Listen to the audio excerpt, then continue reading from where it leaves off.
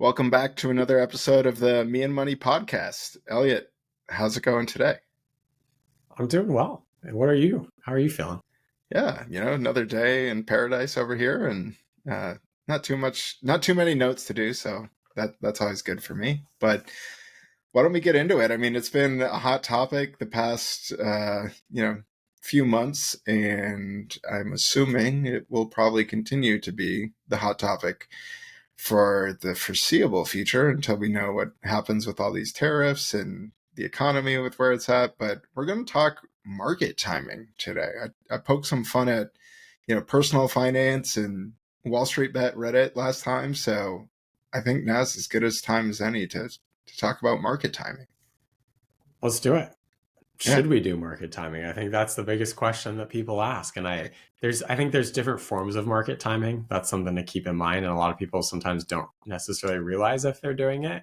But generally, if you read the research, you can't consistently time the market and have it be profitable after taxes, fees, trading costs, and anything else that goes into the strategy.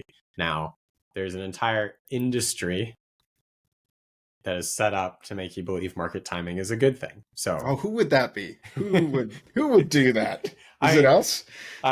There's sides of the industry that certainly. I mean, we can go see all the little charts and the technical signals, and I forget all the weird names that they have for them, where one line crosses over another, and then this line crosses, and it means this is going to happen. I always laugh a little bit when I see those, because if someone could do this consistently, they would not be telling you about how they're doing it. They would just go make an outrageous sum of money from a beach somewhere or wherever they enjoy being, and not trying to sell it to someone else. That's my logical conclusion around this. Yeah, I think you hit on a really good point there. I think it's so fascinating. Like, if people had information to sell, why wouldn't they just use it themselves? Right? I think that's like a really important thing to remember. And it's honestly a joke I make with a lot of my prospective clients when they're, many of them don't ask about, when do you get in or out of the market? But if they do, I'll say, well, hey, if I had that crystal ball, I'd be somewhere on my private island drinking cocktails all day. Like, probably wouldn't be sitting here. Not that I hate my job, but how big of a yacht are you getting? That's the best question.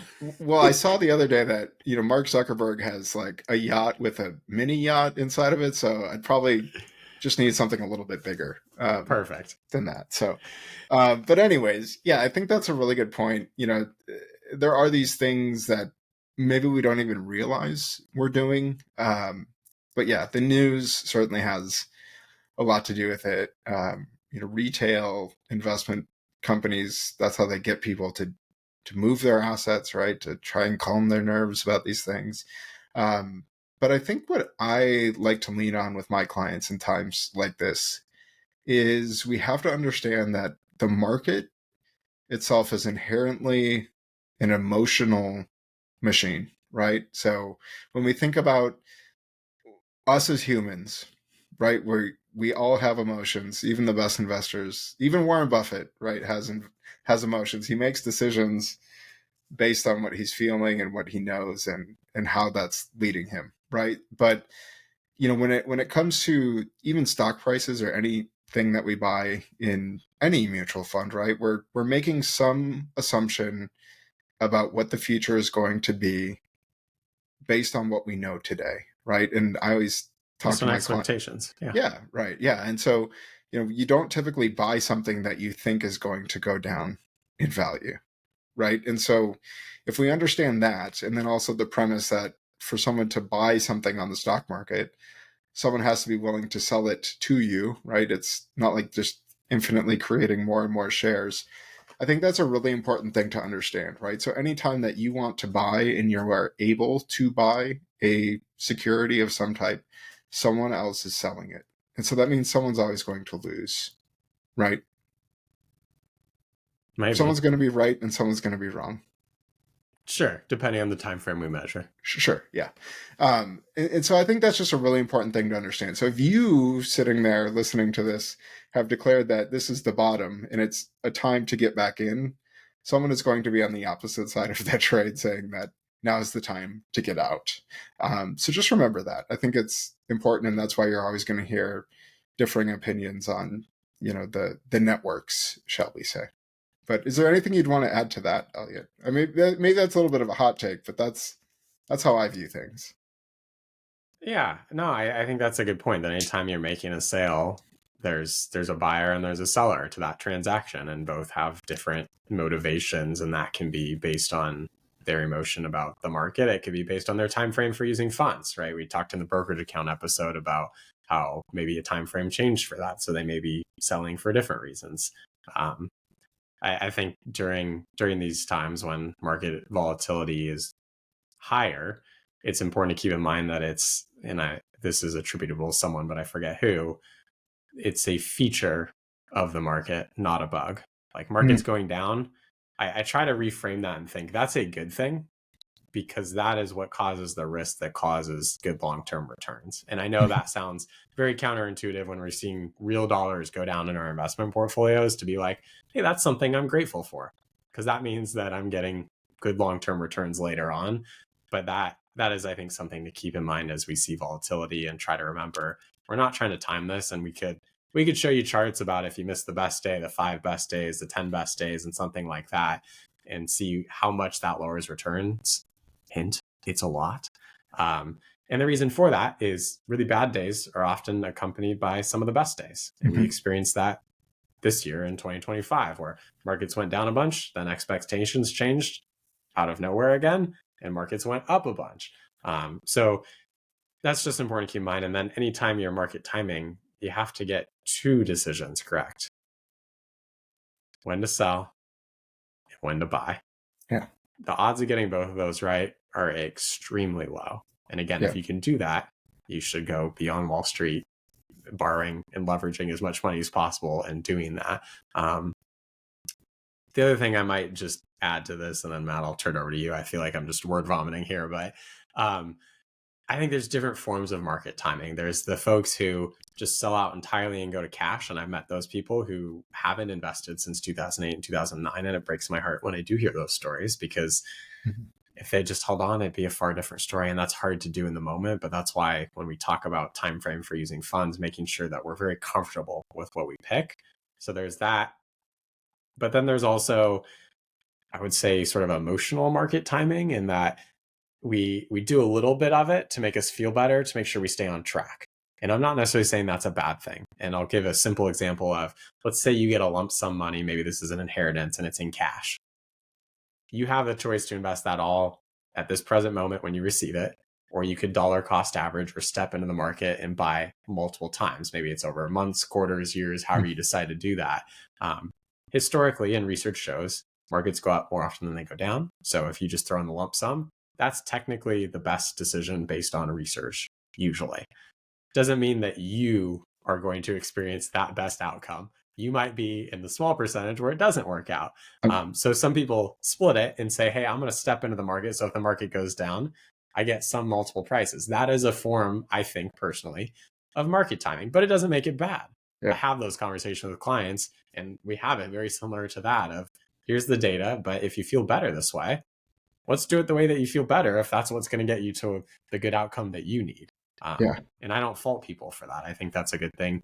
Do it with Roth conversions too. Sometimes we do multiple market points. I did some earlier this year, a partial amount for some it was the full amount. And then we might do a little bit later this year just to take account for the market volatility. 100%. And I'm just going to throw a big hashtag, not financial advice, after Elliott's, points there. But yeah, I mean, I want to hit on, like you said, those stories of people who go fully to cash. And I actually wrote about this, to my clients when the real craziness was happening earlier in April. But, let's call him Paul. We had this client at the last firm I worked at before I started my own, and he got out before the first Trump election, and I would assume has not gotten back in. By the time I left that firm in 21, which was 5 years after, right? I mean, he was still in cash, and by my calculations, that was like a $350,000 mistake. And that's, Ouch. Yes, it hurts to see your account go down, at the time, I think it was like a $400,000 account, and it had gone down, I don't know, like 10% or 6% or whatever. I don't know. But it hurts to see that, right? And the bigger the account gets, the bigger a 5 or 6% loss is. And there's a lot of, again, data to suggest that it's not the percentage that drives a lot of these decisions. It's, if you have a 6-figure account and it goes down 10%, that's a 5-figure loss. If you have a 7-figure account and it goes down 10%, that's a 6-figure loss. And that hurts, right? Because you may be in a situation where you're like, wow, like my account just went down a year of salary, right? So I just want to acknowledge that. But then again, like Elliott said, if you can't answer that second question of when to get back in, then it can turn into like a decade of salary mistake. And that's honestly, just based on what I remember from that client, it's probably going to radically impact what retirement looks like for him. Or ruin retirements. Right. I didn't want to go so far as to say that, but yeah. I don't know the person, so I'm willing to say that is that it can ruin retirements. Fair assumption. Yeah. And two, I think one thing to remember is when it all happens at once, it's just like if you trip and fall and scrape your knee, right? If it's just a little scrape and you're barely bleeding, like not a big deal. But if you trip and fall and you got a big gash in your knee and you're bleeding everywhere, right? Like probably feels a little bit more urgent, right? And so, we see this every year where there are 10% inter-year declines, and very normal. If it happens 1% at a time over a period of months or over even weeks or even a few days, right? Like seeing a 3% loss is a lot different than seeing a 10% loss all at once. And typically those 10% losses get picked up in the news a lot more. But one thing, if you do tune into those networks, I would encourage you to listen for those language where some people may say this is a proper reaction or this is an overreaction, right? It is just some function, as Elliott said, it is the way the market works, but we can also go the other way too. So we can have positive overreactions. We can have positive underreactions to good news. So it is just really hard, but you have to understand that we're all making decisions to participate in this market. And unfortunately, sometimes the bigger market movers, like the $1 trillion mutual fund companies, are making big trades, and we kind of just have to surrender to that. Right. Yeah. So, I don't know where else I was really going with that, but I think the biggest thing is, right, don't let a couple of days ruin decades of your life. And when we do see the bigger swings, I think more times than not, it does prime the market to react the opposite way, whether it's way up or way down, because there can just be that initial moment of something that causes a lot of positive hype. Let's look at like the GameStop phenomenon, right? Like, I think that's a really good example though, right? There were a lot of people like emotionally bought in trying to drive this stock, and it worked, right, for a period of time until it didn't. And then the people who got in the latest were left holding the bag, as it usually happens. Definitely. So, and I would add that it's a good time to revisit your investment policy statement that says exactly how you're going to invest. And if you don't have one, now is a really good time to start creating one, so you have a roadmap for when this happens in the future, because it's not a matter of if it's going to happen, it's when it's going to happen. And it might be 3 months from now, it might be a year from now, it might be 5 years from now when you experience some pretty significant volatility that makes you question your investing strategy. And having that on paper and something to reference can be helpful. If you do need to make some changes, like let's say, hey, it's the difference between staying invested in cash. I'm not advocating for this, but I've seen some success of people making small tweaks. Maybe it's a small investment, or they shift their allocation slightly to be less aggressive. I'd much rather see that in folks than making a shift from way over from this right-hand side to way over to the left-hand side that's totally different from what they've been doing. Sometimes small changes can be the sort of appeasement that you need to mentally get through something. So if the market does go down more, you're like, hey, I made a good decision. And then at some point, if it does recover, you're like, hey, I didn't I didn't do everything. I did part of that. Again, sort of splitting the difference, if you will. Yeah. Yeah. Yeah. And on that note too, I think it's not necessarily on that note, but I think comfort is a really important thing to talk about, especially in today's day and age. What does comfort look like for you? Some people, you're going to see on the Reddits, and there's not going to be any financial publication that says you shall hold 7 years of cash. But we had a client who that's what she needed to be comfortable, Yeah. and it required that she saved more so that that could work. But that's what she wanted to do, and that's what worked for her. And I think in today's day and age, this is not science. This is just my personal belief and observation of how things have gone.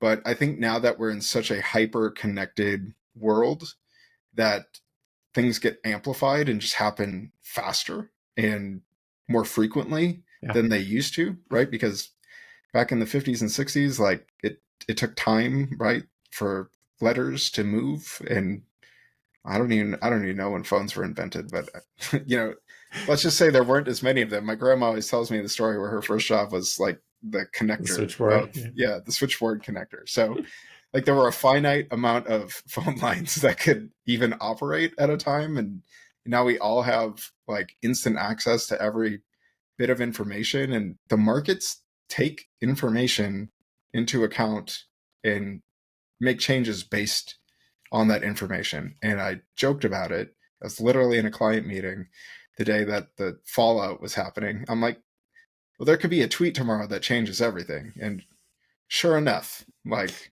Matt, the forecaster. Yeah, definitely not. But I think that's just something to pay attention to.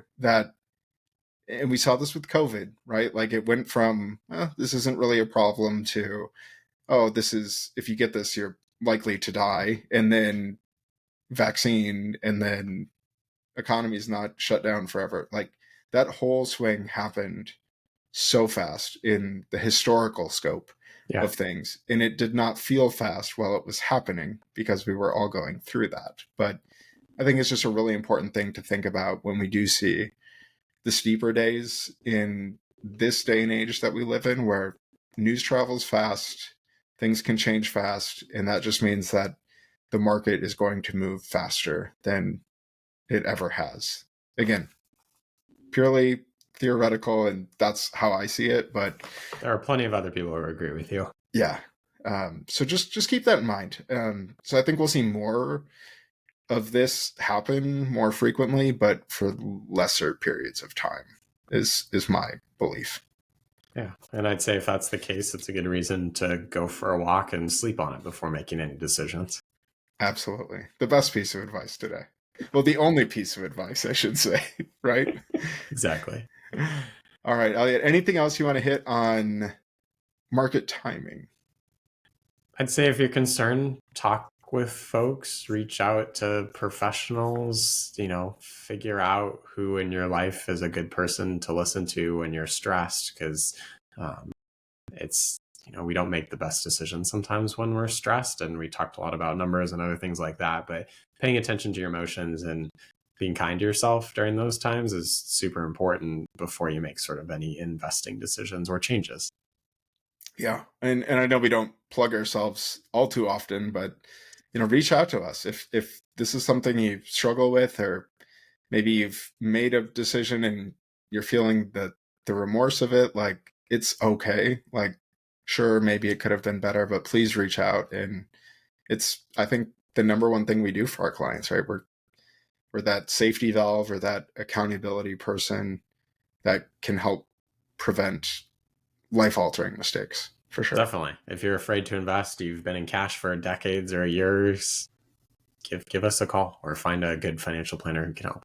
Yeah. And I don't know who told me this, but the best day to invest was yesterday, and that's always the answer. So like it. I think it's pretty funny, but again, not financial advice. All right, Elliott, I'll stop doing disclaimers. Anything else from you today? No, disclaimers are great. All right. Well, we'll end on that note. Disclaimers are great, and we'll see you next time.